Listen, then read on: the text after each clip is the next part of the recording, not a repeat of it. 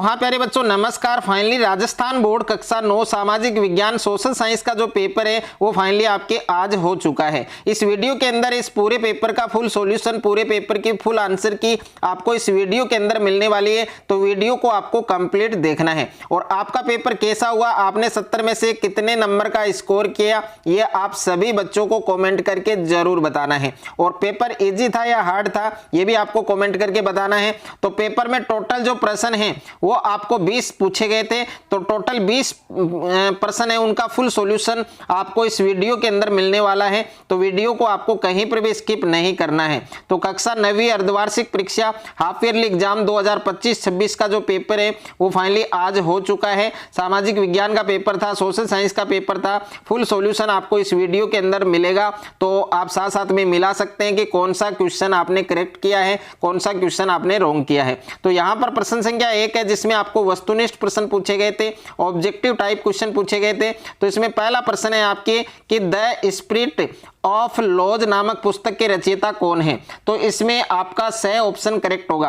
अगर आपने इसमें सही ऑप्शन किया है मोंटेस्क्यू तो ये आपका बिल्कुल एकदम करेक्ट आंसर है। उसके बाद में दूसरा प्रश्न है कि रूस की संसद का नाम क्या है। तो रूस की जो संसद है उसका नाम क्या है, ड्यूमा है। तो ए ऑप्शन है वो आपका करेक्ट होगा। दूसरे प्रश्न में आपने क्या किया ये आपको बताना है कमेंट करके। तीसरा प्रश्न है कि पूर्वी घाट का सर्वोच्च शिखर है। तो पूर्वी घाट का सर्वोच्च शिखर कौन है, महेंद्रगिरी। तो इसमें बे ऑप्शन है वो आपका क्या हो जाएगा, करेक्ट हो जाएगा। उसके बाद में नेक्स्ट है आपके 4 नंबर प्रश्न आपको दे रखा है कि लोकतांत्रिक शासन पद्धति दूसरों से बेहतर है क्योंकि। तो इसमें द ऑप्शन आपका करेक्ट होगा क्योंकि यह अधिक जवाबदेही होती है। उसके बाद में नेक्स्ट है आपके 5वां प्रश्न दे रखा है कि भारतीय संविधान सभा की प्रारूप समिति है उसके अध्यक्ष कौन थे। तो प्रारूप समिति के अध्यक्ष कौन थे, भीमराव अंबेडकर। तो इसमें सही ऑप्शन आपका करेक्ट होगा। और छठा प्रश्न है कि चुनाव घोषणा पत्र जारी किया जाता है। तो चुनाव घोषणा पत्र वो कौन जारी करता है, तो निर्वाचन आयोग करता है। तो इसमें बे ऑप्शन आपका क्या होगा, करेक्ट होगा, सही होगा। प्रश्न संख्या 7 है आपके कि भारत की समय रेखा कौन सी है। तो भारत की जो समय रेखा है वो कौन सी है, तो भारत की समय रेखा होगी आपके 82 सही 1/2 डिग्री पूर्वी देशांतर, यानी बे ऑप्शन है वो आपका करेक्ट होगा। प्रश्न संख्या 8 है आपके सरसों कौन सी फसल है। तो सरसों भाई कौन सी फसल है, इसका आंसर आप सभी बच्चों का सही होगा, बे ऑप्शन करेक्ट होगा, रबी की फसल है। और उसके बाद में प्रश्न संख्या 9 है कि भारत में सर्वाधिक निर्धनता अनुपात वाला राज्य कौन सा है, तो बिहार है। तो बे ऑप्शन आपका करेक्ट होगा। और उसके बाद में प्रश्न संख्या 10 है कि निम्न में से किसे मानव पूंजी माना जाता है। तो मानव पूंजी है वो किसे माना जाता है। तो यहाँ पर प्रश्न संख्या देखिए, प्रश्न संख्या 9 के अंदर बे ऑप्शन आपका करेक्ट होगा। और उसके बाद में देखिए प्रश्न संख्या 10 है आपके निम्न में से किसे मानव पूंजी माना जाता है। तो मानव पूंजी किन्हें माना जाता है, डॉक्टर भी मानव पूंजी है, अध्यापक भी मानव पूंजी है, इंजीनियर भी मानव पूंजी है। तो इसमें द ऑप्शन आपका करेक्ट होगा, यानी डी ऑप्शन आपका सही होगा। उसके बाद में दूसरा प्रश्न है, तो देखिए मल्टीपल चॉइस प्रश्न आपके टोटल कितने थे, 10 थे। तो 10 में से 10 किन किन बच्चों के सही हैं वो बच्चे अपना नाम लिखकर कमेंट करेंगे। और दूसरा प्रश्न है कि रिक्त स्थानों की पूर्ति कीजिए। तो इसमें पहला प्रश्न है रिक्त स्थान आपको दे रखा है कि दासों की आजादी का प्रतीक है। तो दासों की आजादी का प्रतीक क्या है, टूटी हुई जंजीर। तो इस रिक्त स्थान में आपको क्या लिखना था, टूटी हुई जंजीर। ये साथ साथ में अपनी नोटबुक में लिख लेना, टूटी हुई जंजीर। अगर ये आपने लिखा है फर्स्ट रिक्त स्थान में तो ये आपका सही होगा। दूसरा है कि रूस में बोल्शेविक क्रांति है वो हुई थी। तो कब हुई थी, 1917 में। तो दूसरा रिक्त स्थान है उसमें आपका 1917 आएगा। और तीसरा प्रश्न है कि भारत गोलार्ध में स्थित है। तो भारत कौन से गोलार्ध में स्थित है, तो इसमें आपको लिखना था उत्तरी पूर्वी। ये आपको तीसरे रिक्त स्थान में लिखना था। और उसके बाद में 4 नंबर है भारत में वर्ष 2011 में साक्षरता दर वो कितनी थी। तो इसमें थी 74.04%। 74.04% ये आपकी साक्षरता दर थी। ओके।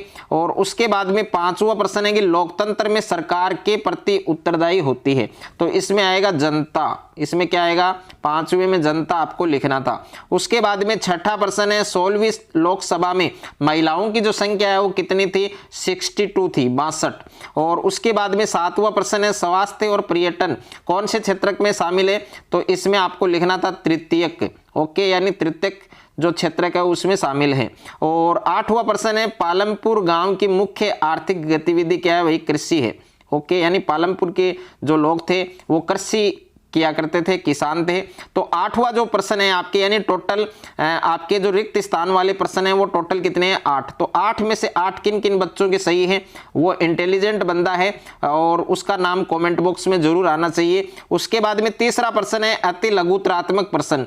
तो पहला है कि दूरी राष्ट्र में कौन कौन से देश शामिल थे, तो इसमें एक तो आएगा जापान, एक आएगा जर्मनी और एक आएगा इटली, तो तीनों के नाम लिखने हैं। दूसरा है लू क्या है, तो लू गर्मी को कहते हैं। तीसरा है कि टाइद क्या था, तो टाइद है वो एक धार्मिक कर था जो चर्च के द्वारा लिया जाता था, यह आपको लिखना था। 4 नंबर है कि भारत में निर्धनता संबंधी आंकड़े किसके द्वारा एकत्रित किए जाते हैं, नीति आयोग के द्वारा किए जाते हैं। 5वां है प्राथमिक क्षेत्र में कौन सी क्रियाएं सम्मिलित हैं, कृषि सम्मिलित है, तो इसमें कृषि लिखना था।